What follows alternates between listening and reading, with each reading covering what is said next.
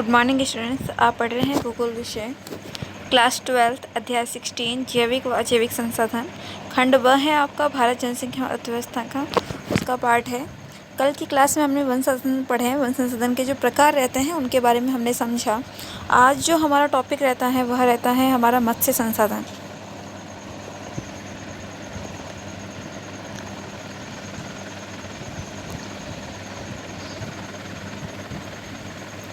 मत्स्य संसाधन के विषय में हम पढ़ना स्टार्ट करेंगे। भारत में अनेक नदियों, नहरों, झीलें, बांध, तालाब, जलाशय और सदा खुले रहने वाले विशाल समुद्र एवं भौगोलिक कारकों के कारण मत्स्य संसाधन के विकास की प्रबल संभावनाएं हैं। हमारे यहाँ पर जो भौगोलिक कारक एक कारण रहता है हमारे यहाँ पर, जिसके कारण से जो है मत्स्य संसाधन का विकास हो रहा है। देश के विभिन्न भागों में लगभग 1800 प्रजातियों की मछलियाँ पाई जाती हैं। इनमें से कुछ किस्मों की मछलियाँ व्यावसायिक स्तर पर पकड़ी जाती हैं। भारत में मत्स्य उत्पादन योग्य संभावित क्षेत्र के केवल 25% भाग पर ही मछलियाँ पकड़ी जाती हैं।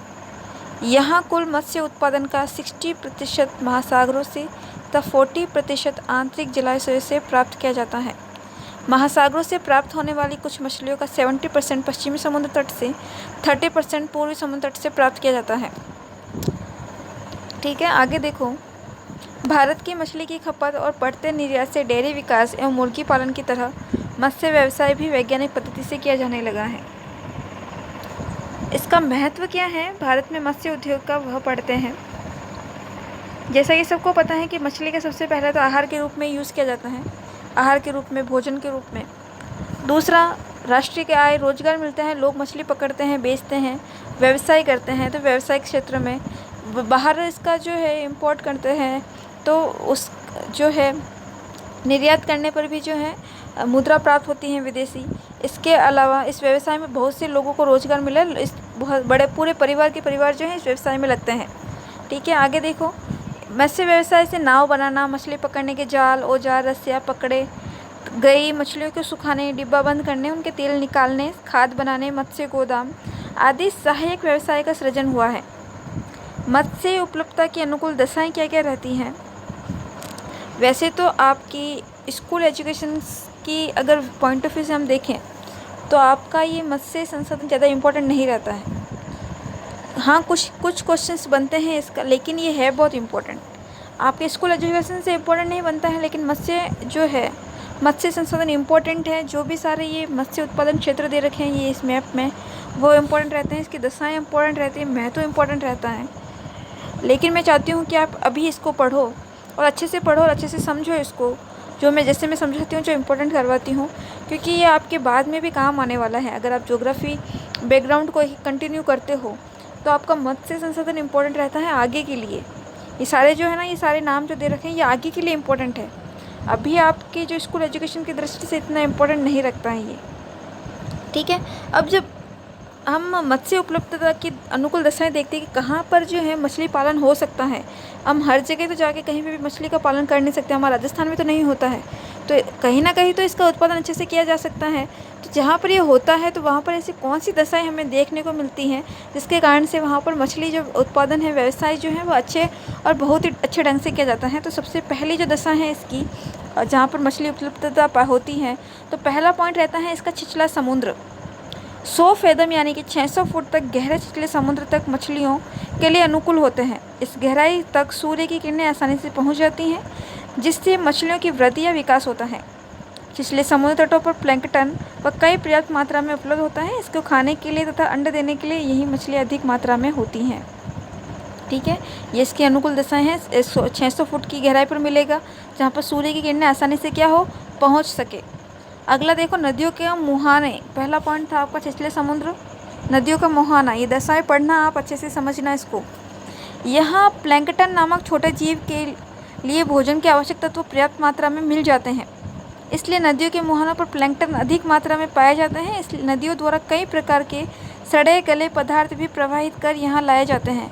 अतः प्लैंकटन व सड़े गले पदार्थों को खाने के लिए मछलियाँ नदियों के मुहाने पर आती हैं।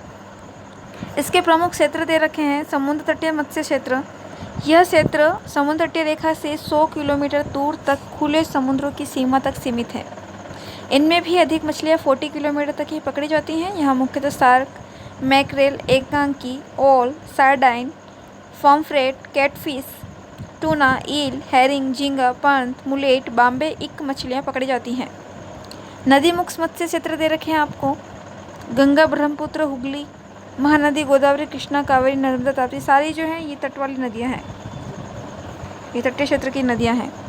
जैसे कि नर्मदा जो है, ताप्ती यहाँ पर हैं, कृष्णा, गोदावरी, कावेरी, ये सारी इस साइड की नदियाँ हैं। ठीक है, आगे देखो। मुहानों पर 6 से 9 माह तक मछलियाँ पकड़ी जाती हैं। यहाँ पकड़ी जाने वाली मछलियाँ कौन कौन सी है? पर्च, अप, कार्प, कटला, कैटफिश, राहू, हिल्ला, पॉम्फ्रेट और पर्ल स्पॉट। ठीक है, आगे देखो। मीठे जल के मुख्य मत्स्य क्षेत्र कौन कौन से हैं? मीठे जल के क्षेत्र हो जाएंगे आपके जो भी नदियाँ हैं, सिंचाई, बांध, तालाब, झील, नहरें, नाले, पोखरे आदि। ये जो सारी जो इसमें जो नदियाँ दे रखी है, ज़्यादातर जो दे रखी हैं वो उत्तरी मैदानी वाले क्षेत्र की हैं। जैसे गंगा है, ब्रह्मपुत्र, दामोदर, महानदी, नर्मदा, ताप्ती, कृष्णा, कावेरी, ये साउथ की हो गई आपकी। नर्मदा, ताप्ती और कृष्णा, कावेरी, महानदी।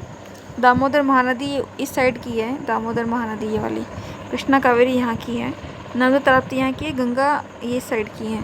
ठीक है, आगे देखो। आपको यहाँ दे रखे हैं प्रमुख मत्स्य क्षेत्र। आपको क्या करना है, ये जो भारत का मत्स्य केंद्र है इसको एक बार अच्छे ढंग से पढ़ना है, इस मैप को। कहाँ पर कौन सा मत्स्य क्षेत्र है सारे। ठीक है, इनको पढ़ोगे आप। आगे देखो।